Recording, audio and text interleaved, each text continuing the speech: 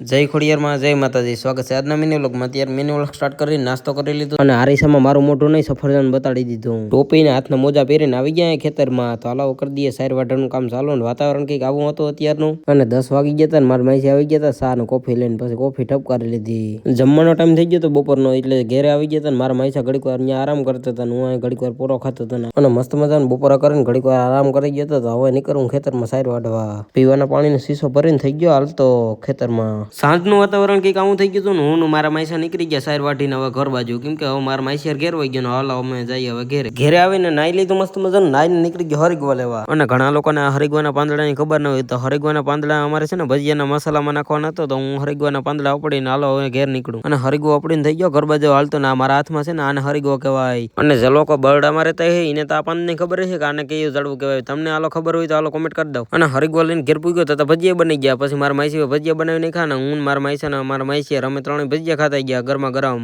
હાલો તમારે ખવાઈ દો. ખાઈને મને આવવા માંડી ની અંદર. વિડીયો પસંદ આવ્યો લાઈક કરી નાખજો ને બાય બાય.